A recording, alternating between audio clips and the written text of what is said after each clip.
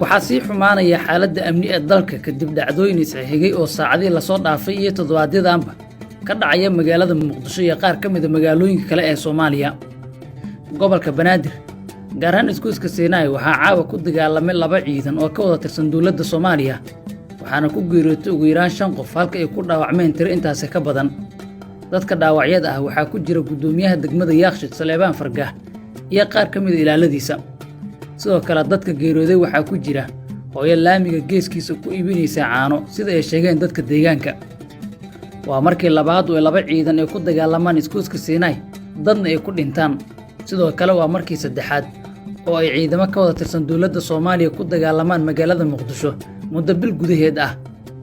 shacabka gobolka Banaadir ayaa hore u wajahayay dilal ay kala kulmayeen askar ka tirsan ciidanka dowladda kooxo bastoolada ku hubeysan dhaca dadweynaha canshuur xad dhaaf ah oo aan shacabka ku laaban iyo maamul xumo.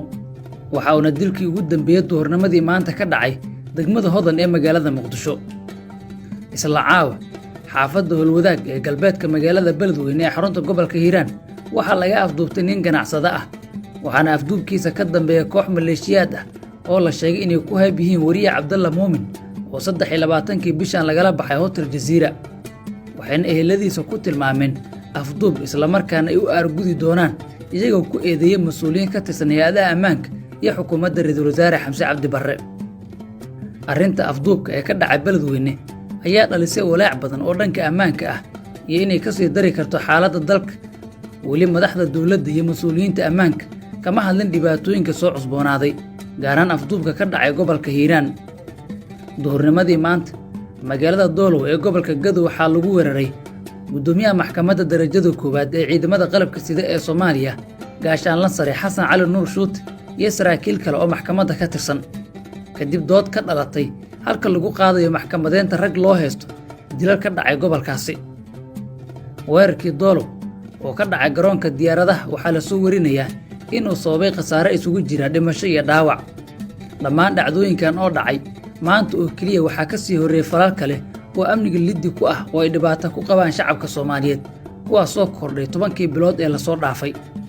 muddooyinkan waxaa dalka ka socda shirar ay yeelanayaan beelaha Soomaaliyeed kuwaas oo ka cabanaya xuquuq siyaasadeed oo ka maqan madaxweynihii albaabada xirtay iyo mashaariicda dalka oo gacanta loo geliyay koox gaar ah. Nairobi iyo Muqdisho waxaa ku shiray 3 beel oo ka mid ah qabiilada dega koonfurta iyo bartamaha Soomaaliya.